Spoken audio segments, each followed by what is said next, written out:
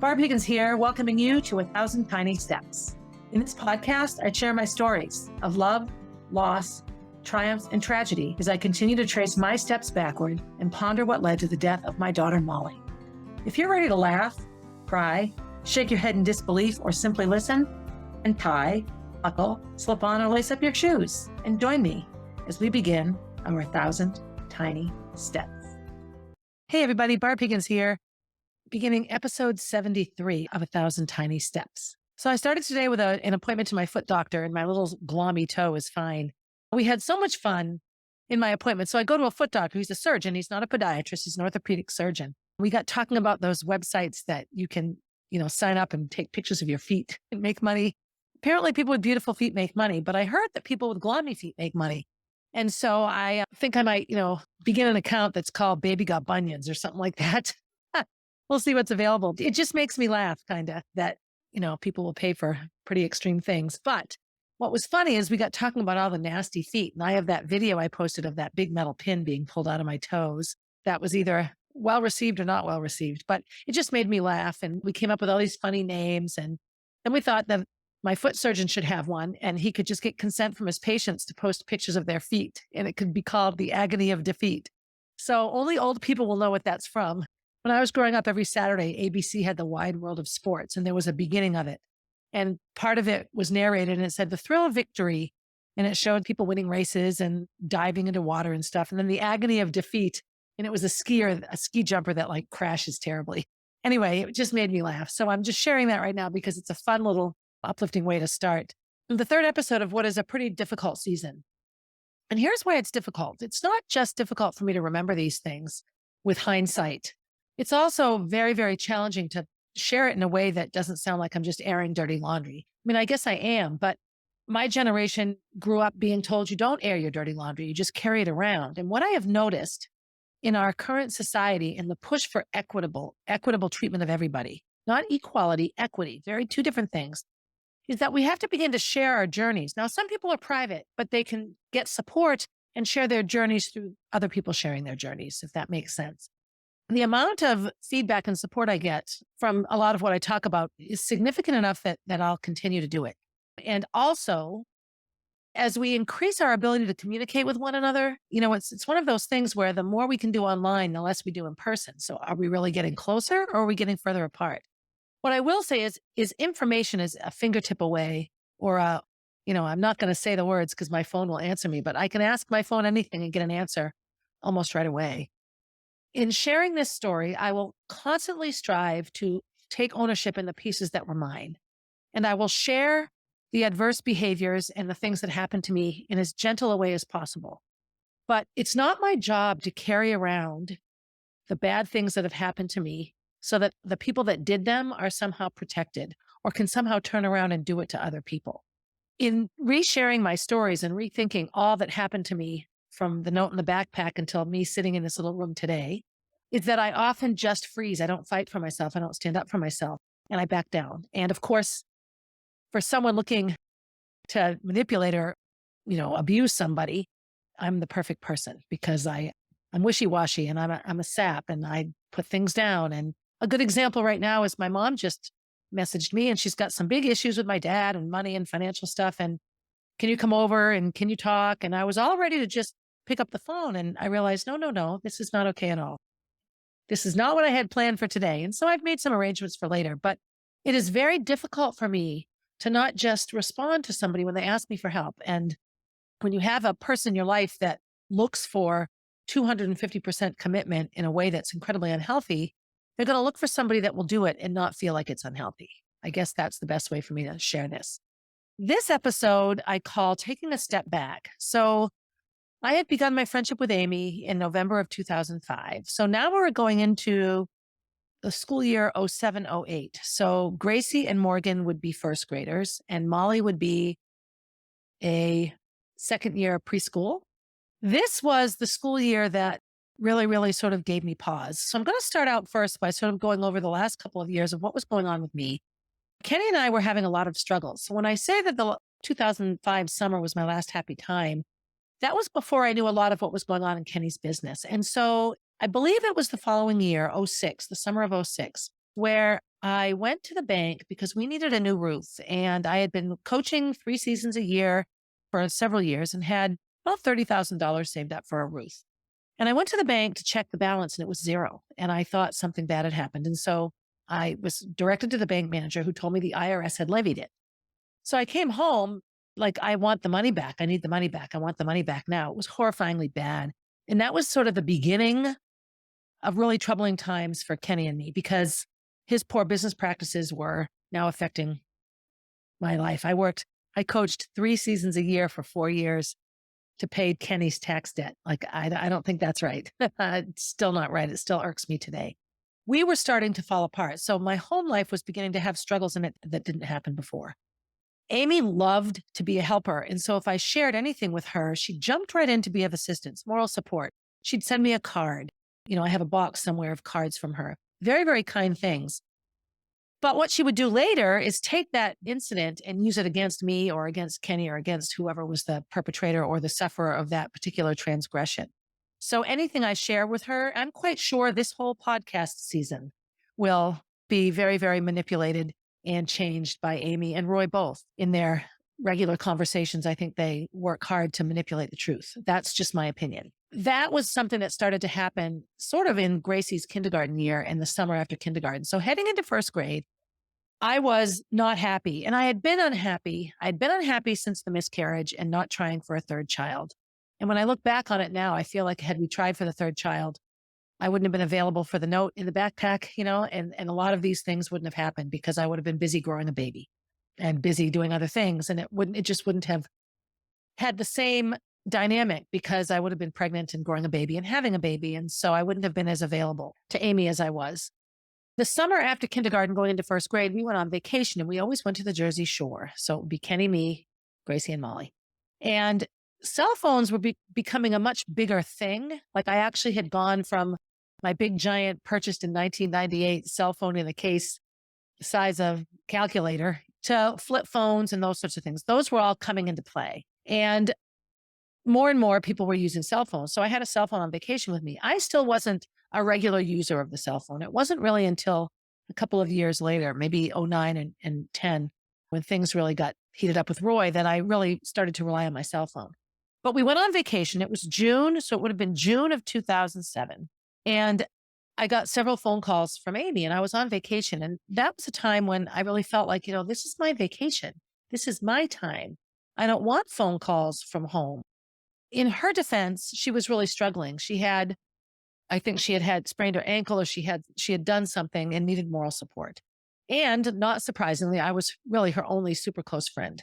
She may have other opinions about that now or descriptions of her life back then, but I do know at the time I was her go-to person. And so I know Kenny got really frustrated with me and I just said, look, I'll see you when I get home. I'm on vacation. I don't want to think about home. But she took great offense to me lumping her into home. We were friends and we should talk every day, even if I was on vacation. Now, keep in mind, this is a person that went away for a 3-day trip with Roy to Newport or someplace and never once called or received calls or anything. So it was never a two-way street with Amy. She wanted complete access to me 100% of the time, but had no trouble telling me when access to her was not available or just ignoring me. That always, just like my desire to have a break from the friendship over vacation, have a break from everything, hurt her feelings. This hurt my feelings. It wasn't a red flag so much as a feeling hurter. It didn't take me out of the friendship. Mostly it made me think, how can we fix it? Because that's just me. I always want to try to fix these things. Another thing that had happened during Gracie's kindergarten year was that I applied for a sabbatical in the school district. And I was starting to have this feeling of unrest in my life in general. Like, is this all there is? And boy, let me tell you, what I wouldn't go back to 2005 and just have all this. But I wanted to do something different and bigger in my career. I wasn't super comfortable just being a 30-year school teacher. Now it's what I ache for, to have given 30 years to a school district. So it's interesting how life changes our perspective and what we want. But I applied for a sabbatical and it was a terrible application. And I sat in front of the school board and it was relatively humiliating. I remember Betty Hoadley sort of really giving me trash about it and not getting it. And I didn't deserve it. It wasn't organized enough. But I sat with Chris Rath, who was a big supporter of mine at the time, and she explained what needed to happen for a better proposal for a sabbatical. And so over the summer, heading into first grade for Gracie and Morgan, So the summer of 2007, I worked very hard on a sabbatical proposal. So this was something else that took a lot of time. I worked on it at school, but I really worked on it over the summer. I would go into school to work on it because there wasn't Wi-Fi then. You still had to be logged in. You had to travel. If I wanted to be on the school server, I had to go to school. So I got it done, but I remember this was a bit of a contentious thing because it took time away from when we would be together. Another thing that started to happen over that summer was Amy's increasing interest and participation in timing road races. This was something we initially did together. We ran and timed road races together. And I've said it before, it was a wonderful experience. I really, really enjoyed it. And our race company owner, Bob, was always looking for people to work because this was way pre-pandemic and just when Granite State Race Services, which is what I worked for, was much bigger. So those were some, sort of typical things that made the friendship the same. Going into first grade, and I'm looking over to my right here because I've taken notes because I want to get all this right. Some of the things that had happened with Kenny and I leading up to this year were, I talked about how I had refinanced this home and my Albin Street home when I was pregnant with Molly. And we went from these very, very manageable 15-year mortgages to overinflated 30-year mortgages so Kenny could have money for his business. And this was about the time that he took out a loan to repay debt and didn't pay me back. And he had promised that when he took out a loan, the money I had lent him, $80,000, would be paid back to me. And it was not. And this was troubling. He started to feel like money was being misappropriated or taken at his job. But this isn't anything I really knew the full brunt of. Kenny is a dill pickle. When things get tough, he jumps back into the pickle jar and pulls the lid over his head. When he's in a pickle, he doesn't do anything. He pulls the jar closed. And so I found out a lot of these things from other people in my life. So another thing that happened at this time was my good friend Dave, who I ran with all the time in the mornings prior to knowing Amy. And maybe afterwards, we ran together a lot after coming up, but he had suffered a job loss and I encouraged Kenny to hire him. So here I am. I have these two major families in my life and I'm pleading with one boss to hire Amy and I'm pleading with another boss, who's Kenny, to hire Dave. And so both of these things happened. In my effort to pull away from one friendship and to cultivate and save another, I'm pulling these people and their issues into my life. This can create, now their problems are my problems. We suffered some big tax hits because Kenny owed a lot of taxes. And that's why all my coaching money kept getting taken away. It was this summer that the second round of money came out of my bank. I was working track camp. It was 2007. And Kenny shows up at track camp and he's like, it happened again. I'm like, what happened again? The IRS took money, which means Kenny had changed nothing. He promised he would fix all this. And obviously nothing was fixed because they took my money. Now, in his defense, I didn't take his name off of that account. It was just a joint account. All of our accounts were joint. And at that time, it just didn't dawn on me. I had never been in this boat before. I was a trusting, loving wife at the time. And so he said, I'll get it back. I'll get it back. And so he did. The money was put back into my account. He was assigned an agent and the IRS put money back into my account, but then they put liens on our home, this house that I'm sitting in. And some of these liens still exist. So if I want to refinance, if I want to borrow against this house, if I even want to just use it as collateral, like in a loan against something else, I can't until those liens are paid off. So, it's still to this day, all these years later, hamstrings us financially. It's very, very frustrating. All of this was just beginning to happen. Coaching was a struggle. I had big teams with wonderful girls, but our high level of competition had dwindled. I had a very, very unique new group of runners that I couldn't really understand their motivation. I had a couple of upperclassmen that were not nice. And so when you have somebody that's not nice and they're in a position of upperclassman power on a team, it's a losing battle. Cross country was a struggle, but I had big teams, 45, 50 girls on cross country. My last year coaching, I had 60, but I'm jumping ahead. So in my own life, things were starting to crumble a bit, which is part of life. And I think had I not had this friendship in it, I would have been more willing and able to focus more on it. But I was very, very distracted and willingly so. I didn't want to think about home. So first grade for Gracie and Morgan begins and they're in the same class again. And they have this wonderful teacher, Bonnie. She knows that Gracie and Morgan are good friends. They hang together all the time. They don't always play the same activities. It's interesting. I've said this before. Gracie and Morgan were very good at parallel play. They could play for hours together. They would each do their own thing. And it didn't matter whether it was Gracie's playroom or Morgan's playroom. They found the toys they liked and played with them. Sometimes they incorporated them together, but I can remember watching them play and just being amazed at they would chatter away and talk about things while Morgan was playing with one thing and Gracie was playing with another. One of my favorite memories is it was like a Little Tyke's kitchen and a Little Tyke's tool rack, like a tool shed. So Morgan would play very much with like cars and trucks and the tool thing. And Gracie was all about the kitchen. Now, in our house, Kenny's the cook. So you would think, so I guess logically speaking, Gracie would play with the kitchen because that's what she saw.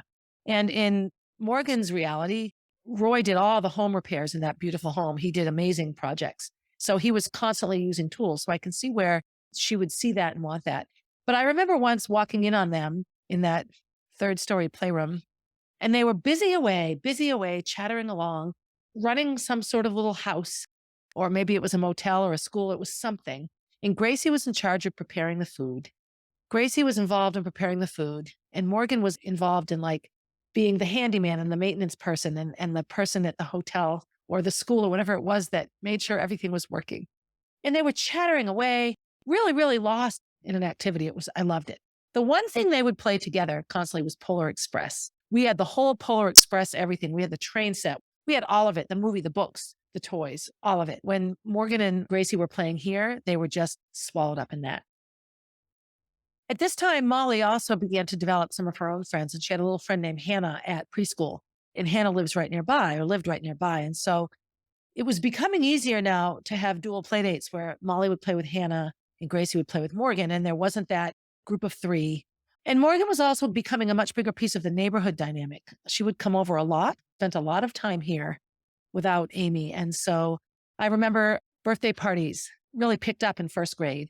And we went to a lot of them together. We went trick-or-treating. And so fall of first grade, Halloween of first grade. And I remember she was working on something and she had hit herself in the mouth really hard and she was a mess. She came trick-or-treating and Roy was upset that Morgan wasn't trick-or-treating in their neighborhood. I think they went out a bit first, but she came over and joined us because we went up on Auburn Street. We had the whole neighborhood group come. I have a wonderful picture somewhere of it. It's really sweet. But I remember this is when I started to hear from Amy a lot about how things with Roy were falling apart with her, and their marriage crumbling and falling apart isn't my story to tell. I will only share the things that happened in my time with Amy. And I won't even share all that she told me. I will just share what she asked of me because it started to become significant and I started to become very uncomfortable. As I said, she called me on vacation and she had sprained her ankle really badly. And I remember coming home and it was huge, swollen and blue. And she talked a lot about Roy insisting they do these, go on walks or do these different things. And he got angry with her because she was so far behind. And according to her, she was hobbling on this sprained ankle. And of course, that angered me because when you hurt, what you need is someone to acknowledge that you're hurting. And she was crying. And apparently he yelled at her or belittled her for crying. So there was that. And then the Halloween time came and we were waiting. And she finally showed up. Texting again wasn't like it is now. I couldn't just text her and say we're on our way. I did, but we didn't live on our cell phones then. Landlines were still a huge piece of how we communicated. And she had really hurt herself. She could hardly function. And I told her to go sit at my house and, take some ibuprofen and deal with her mouth. She was in a lot of pain. And these things started to ring alarm bells for me because I just was worried about her. And again, I'm only hearing her side of it. So this is what I'm sharing. Another thing that started happening increasingly were the boundary crossings. So my classroom at Concord High School had changed and I was upstairs now. When I was in the downstairs classroom, there was an external door right next to my class. So you could park on the street in front of Concord High School, the side street, Westbourne Road, and you could just walk up into the little parking lot, into the school and into my classroom. You didn't have to walk by the main office. The only way to get to my third floor classroom, regardless of what door you came in, was eventually you would have to go by the main office. And so you can't just walk into a high school with 2 giant coffee culottes with whipped cream and go to a classroom. And so I would get messages from my class would be interrupted. You have a visitor here, Amy, with coffee culottes. Okay, so that's nice. And up she'd come with these culottes, but it was interrupting my workday. And she just did not either seem to understand that it was utterly wrong to walk into a school building and bring a teacher a coffee culotte. Like it was going to make me look bad. And it did make me look bad. I was asked several times to stop that from happening. And I would ask Amy, I would plead with a school secretary to please, when she comes in, tell her no, that I'm busy. I can't be bothered. It was just incredibly difficult. I was having a very, very hard time with that level of boundary crossing. As that first grade year went on, there were many, many classroom activities. There were these, reports on countries, and the kids made vests, and there was a big feast afterwards, and all families were supposed to bring something from their child's country. And so in the fall, I started to notice an increasing amount of times that Amy was not at school activities that most other parents were at. She came to some, but there was an increasing number of times that she didn't come. And oftentimes, especially in the evenings, when the activity was over, I would drive Morgan home. It wasn't out of my way necessarily, but here it is, a school activity, and there's no participation. This was another time, the fall leading up to the holiday season of that year, and coaching cross country and all of the things that I'm busy doing, that I really started seeing an increase in Amy just dropping by, or I almost felt followed or stalked. I was parking my car one morning, and she knew what time I went to school, and she was in her car in the parking lot. And I'm like, "What are you doing?" And she's like, "I have a present for you." And I'm like, "What?" And so she gives me this shirt, and I actually tried to find it and wear it for this episode. It was a pink, one of those high-tech shirts that wick away sweat, so it's thin. It was a Life is Good shirt, and it had a runner on it. And I loved it. It was beautiful. It was a size large, and she gave it to me because it was too big for her. And it actually wasn't, it was a bit roomy, but not too big. And I loved it. It was a beautiful gift, but she was waiting in the school parking lot for me to drive in and get out of my car.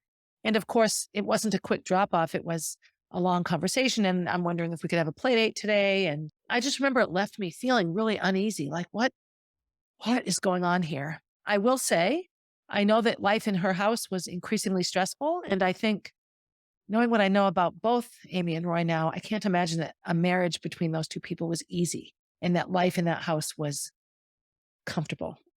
I think it worked as long as it did, or the way it did, because, Roy was away a lot as a pilot. If you have 30 days in a month, he might be gone 20 of those days. So you don't have the daily interaction. But when he is home, he's home all the time. So, it's sort of one of those all or nothing things. I submitted my sabbatical proposal in the fall of 2007 as well, and it was approved. And I was so excited. And the sabbatical proposal would take place at Gracie and Morgan School. And it was all around health and how to provide a health curriculum to elementary school students. And so it was really typical of the business I'm putting together, which is mind, body, spirit. When you're healthy as a child, you have to eat well, and you have to move around, and you have to be a good friend, and you have to have a healthy family. And what are the ways that we can be healthy, and activities and all? It was a blast. And so I'll get to that. But I was in the process of applying for that. And I had a significant thing happen to me. I was at the school. It was in the winter, I would say January of first grade. And the afternoons, there was a ski program. And so half the school went skiing. So what do you do with the other half of the school? So they created activities that happened once a week on ski day. And in Gracie's class, they went to the Y and played games. It was like an extra PE time. So I'm sitting in a classroom at Kimball School.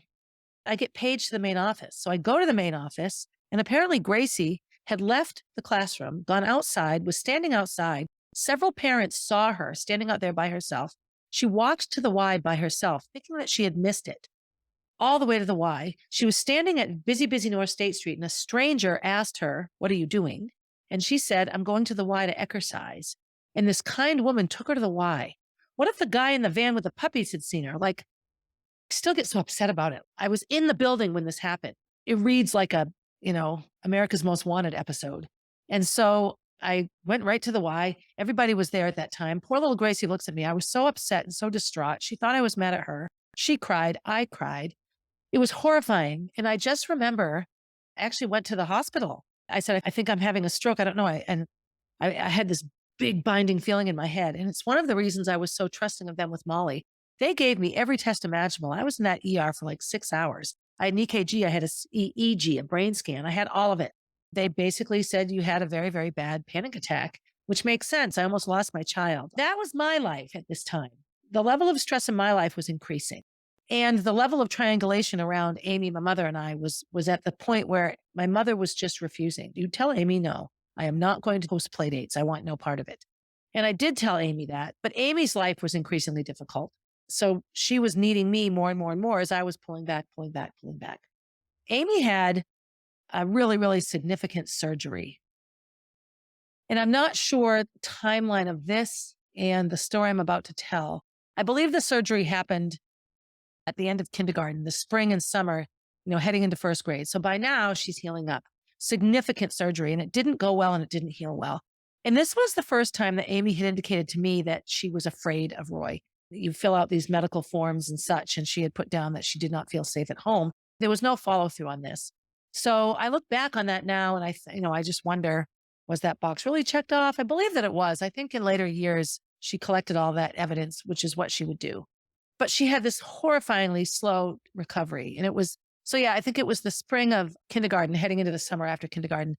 And she and I had run together quite a bit. And she was just all worried that our friendship would end. We wouldn't be running together anymore. And I said, well, once you can start running, we could always just go to the Y and run on side-by-side treadmills. Then I can run fast and you can run slow, but we're still next to each other. But there was no way that she could do anything. She had I just ache for her still when I think back to how long it took her body to heal from that big incision and all that she had done in her tummy. She did say that she was well taken care of at home, but again, she was, I imagine, alone a lot of the time. I think Roy took a lot of time off. During that time, she was incessantly emailing and calling me at work all the time. She was stuck home all day, and I'm working a full-time job. It was awful. I'd sit down to check school email and there'd be a giant email from her, paragraphs, pages and pages, long, long, long. And if I didn't respond, she was upset. So I would use my prep period and my lunch period to respond to these emails or to talk to her on the phone. And it wasn't so much, I'm struggling, I need you. It's like, you're not here for me. I think Facebook was becoming a bit bigger then. And she saw that I went running with Dave. And so her response was, you replaced me with Dave? And in my head, I'm thinking, well, actually, I replaced Dave with you initially. Dave was my person, and then you came along, and then you're my person, and then Dave was my like, it was just one of those, just such an awkward thing. And I said, well, I didn't replace you with anybody, but I'm still going to go running. I've been a runner for 30 years. I didn't start running meeting you. And this was something, again, that she really just either didn't or refused to accept and acknowledge, that my life didn't start the day I met her, and that running especially was a part of my life forever. She came into my life, in running. I didn't come into hers. It's so hard to explain. And it was just so unbelievably stressful. I remember the birthday party that year. So the girls would have been turning 6 and 4. She had this, tummy issue. So I set her all up in the recliner and she could just be a part of the party without really, having to do much. And I know that Teresa always came to the birthday parties and actually was always a super big help. So I recall that happening as well in this aspect of the friendship. Her needs were increasing, and I don't blame her for this. She's not a weak or a bad person. Let me be clear. This was just an unhealthy person functioning in a way that she felt to be normal. And I was an unhealthy person, unwilling or unable to stand up for myself. The next thing that happened, this would have been the first grade year. Amy had become much more active in the running community, and actually all of a sudden was doing running things. She could run again, was going on runs and doing things that I wasn't going at. And I remember saying, oh my gosh, you did this run. And she had a bit of a smug look about her. And at the time, I really thought, oh, you're just trying to get me back because I run with Dave. It was weird. The running dynamic became a weird thing. Like she suddenly decided her running was hers. Having said that, she got pretty fit and we started doing some really long runs. We would do these Sunday runs. And I've talked about those before. This was the school year they became pretty significant. And it was on these runs that she started to share with me some outside relationships that she was developing that Roy didn't know about and that he wouldn't approve of. Again, it's not my story to tell because it involves a very, very high power local community member and business person in Concord in the state of New Hampshire. She wanted me to sort of cover for her sometimes. Like, can I say I'm with you when I'm really at this event or doing this or doing that? I was very, very uncomfortable with it. And so I said no, and she got very upset with me. This was right around the time that I came home one night and her car was parked in my driveway or along my fence. And I got a phone call from Roy, asked me if I knew where she was. And I said, no, but her car is here at my house. So I don't know. Maybe she met someone here. I don't know. I think I did know where she was, but I did not want to get involved. So I said, yes, her car is here, but I don't know where she is. And I didn't know the physical location of where she was, but it was one of those times that I felt like it's not my place to interfere, not knowing that both Amy and Roy have no trouble telling people all the things that it's not their place to tell. Probably Roy more than Amy. But at any rate, things were tanking for her and I could see it. And her requests for help now with me were much more intense and not so much friendship based as I need support based. Now, again, I'm an educator. I'm a mandatory reporter. So if I suspect child abuse or neglect or anything like this, I have to report it. I do know that the amount of time Amy was spending away from home was beginning to increase. And this was difficult on Teresa because she was now, this would have been eighth grade for her, I believe, still around that, not an age where she should be in charge of her 6-year-old sister at all. And so I started to want to pull back because I didn't want to associate myself with it. And there were times that I said those very things to Amy. You understand, I'm an educator. I can't condone what you're doing as a teacher. It means I think it's okay. And that was what I would say to her when Morgan was just so distraught that she was being left alone and screaming loud enough that the neighbors could hear. I can't take part in that. A, because it's horrifying to me. And B, I'm an educator. So if I take part in it, then I'm supporting it. But support is what Amy needed from me most. And I'm sorry if this is rambly. I'm trying very hard to describe an enmeshed and unhealthy relationship. So enmeshment is when you get so involved with each other that you can't extricate yourself. And so I look at this first grade year as my year of extrication. My own life was falling apart a bit. My financial situation wasn't good. Kenny wasn't being honest. I had enough to deal with. I was unhappy in my sort of life in terms of, is this it? I moved home to live, quarter of a mile from where I grew up and be a school teacher in the district I went to. There's nothing wrong with that. But at the time, it was beginning to feel negative. And then Amy's life was also spiraling. I remember it was a couple of times as well during this school year that she would share with me things going on at home that I'm not going to share here. It's not my story and not my place to share. But primarily concerns she had around Roy and his treatment of her and his treatment of the girls that had her afraid and really wanting to seek legal help. And did I know anybody? And of course, this was early on into the spring. I would say maybe January or February. I didn't know anybody. At that time, I didn't know what to do. As this was escalating, and as Roy suddenly found out the person and people that Amy was seeing and spending time with, he was horrified and devastated and angry. I believe that she must have told him that I was a supporter of her because he became very, very unhelpful with me. Roy has no trouble taking it upon himself to share bad things other people have done and think it's okay. Not necessarily publicly, but with people that might be involved. Now, I have done this to Roy a couple of times, shared things that he's done with people in his life, and he's not liked it at all. This is where I'm realizing he and I might be alike here, but he shared with Teresa, so this is his daughter, let me be clear here, a lot of personal stuff that was going on with Amy and the people that she was seeing. Children deserve to love their parents. Children deserve to come up with their own issues. Amy's behavior was not directed at Teresa. She didn't need to know these details. It wasn't her business to worry about. Knowing all the sordid things that Roy was sharing with her about Amy, and I guess to make him look good, or his thing at the time was so that she would know the truth. She was distraught, devastated enough to call me, I believe, or maybe just email. I don't remember how we communicated, but she was a mess, just a mess. And she didn't know what to do. And she didn't want to know that all this was going on. She didn't want him to tell her things. She didn't want to hear it. I just want to live my life, want to hang with my friends. And this was when it really started to negatively affect her. And I realized I needed to pull back and I didn't quite know how to do it. Another thing that happened during this time is Amy's children are Amy's children biologically, and Roy adopted Morgan at a young age. And I remember this was a big thing and all happy and everything else. And they all now had the same last name and all of this, but they didn't adopt Teresa. And it was because they would lose her child support. And I just remember thinking, what a nasty message that is to a child. No, I'm not going to adopt you. I'll give you my name, but I'm not going to adopt you because then we don't get money every month. Again, this was the kind of behavior that I'm not perfect. Please, by all means, I'm not perfect. But the messages again and again to these two beautiful little girls about where they stood in the hierarchy of importance in that family was ugly. And it hurt me. It hurt me a lot. And so this was a time I really started to pull back. So we're getting into spring of 2008 and I'm, getting ready and excited to do my sabbatical. This was the fall and winter of the first grade year. Less and less involvement in school activities, more and more involvement in running and timing races in the whole running community, a big piece of it that I was not involved in. Amy wanting me to cover for her when she wasn't where she said she was going to be. Me not wanting to do that at all. Actually being called into the principal's office at the elementary school to ask if I knew if anything was going on because Morgan was really beginning to show signs of struggle in school.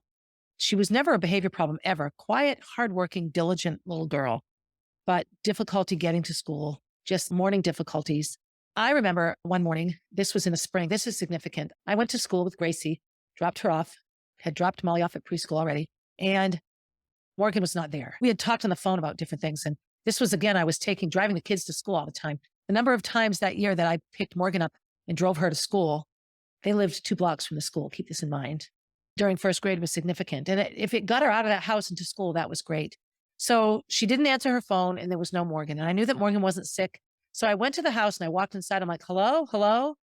And Amy and Roy were fighting, having a huge fight. And Morgan was sitting in the room, just curled up, sort of sitting in a huddled position, all hunched over, playing with a toy and just sitting and listening to this nasty fight. I heard enough of it to know that the name calling and the words used were ugly, ugly, not okay with a child in the house. And so I yelled up, are you okay? Are you okay? I was yelled at, but I just said, I'm going to take Morgan and bring her to school. And so that was that. And that was fine. And I grabbed her and took her to school. That was when I felt like things were out of control and I was going to call social services, not because I thought Amy or Roy were directly bad to the girls, but because the home situation was becoming unsafe and volatile. Later that day, or perhaps that week, so this was heading into spring now. So I've gone through the major blowups. I've gone through walking in and hearing the arguments. A couple of times as well, she had called me on the phone, just dialed the phone. I answer hello and I don't hear anything, but I know it's from her. And she has put the phone on the counter and I've listened, 10 minutes of a horrible, horrible fight. I won't ever talk about the nature of the fights, but I was spoken to by Roy in the manner that he spoke to Amy, 10 years later. I realize now the dynamics of what was going on, but at the time I was terrified of what I was hearing. And so just at the time I was ready to say, you know what, I need to go to child services or have the school do it because I can't be involved in this anymore. Amy called and said, would you please go to court with me? I think I'm going to get a restraining order against Roy. And that's where I'll sort of end the first grade season because I had pulled back a ton. All of our communications now were around Roy's treatment of her situation, her choices, her wanting out of the marriage, her not knowing what to do. I will reiterate, the two of us were on downward spirals in a parallel fashion. I was struggling with my own issues that had nothing to do with her family, and she was falling apart. And in my efforts to help her, in typical codependent, enmeshed adult survivor of child abuse, I enmeshed myself into her life and we became entangled in a very unhealthy way. Any way of trying to extricate from it was almost impossible. The restraining order request came in March of 2008, and that's where I'll begin episode 74, which will be called The Restraining Order. And that is intense just because domestic violence wears a lot of hats. It was a very, very difficult thing for me to do at the time. The right thing to do, I believed, and I still believe now that I know so much more about the whole dynamic, that it was probably the right thing to do. I don't know. At any rate, she was my friend and I believed everything that she said for the most part. And I took her side in this. And that's where I'll end here. And that's where the next episode will start. So I'm ending the Amy piece of this and the chronology of my life at that time.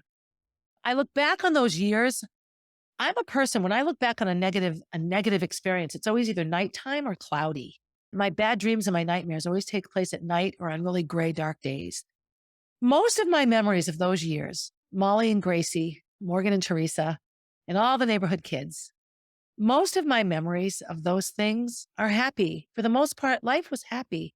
We had wonderful get-togethers. Was Amy high maintenance, a lot of work? Yes. Did my other friends question my devotion to her? Yes. Did my other friendships suffer because of my devotion to her? Yes. But most of my memories around those years, it's sunny outside. Roy's father coming here and spending all that time in my yard and all of the time. Yes, my mother and Kenny were very irritated by it. I felt like I was doing the right thing. And my memories are sunny days. I got a lot from all of it. I got a lot from my friendship with Amy. I lost far more than I got, and we'll get to that in the next couple of episodes. So, in choosing your friends, always put yourself first.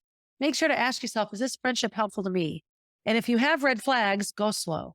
Don't jump in and be impulsive. This is what I would often do. So be good to yourself, and be good to yourself in your friendships and relationships. Put yourself first sometimes. Unless it's a newborn baby or a child, they didn't ask to be here. You got to put them first, always, as long as you're wearing your oxygen. Then do something good for someone else. Do something good for your relationship that puts the relationship before you. And as always, as I fumbly-bumbly end this episode, have a good day, everybody. Hey, thanks for listening and for supporting the podcast. Feel free to leave a review and to share my stories with your friends. Please reach out with your own stories. I love connecting with my listeners. If you want to see what I'm up to next, you can find me on Instagram at Barb_444, on Facebook as Barb Higgins, and at my website, 1000tinysteps.com. And while you're there, sign up for my newsletter, a weekly way to find out what's up in the life of Barb Higgins.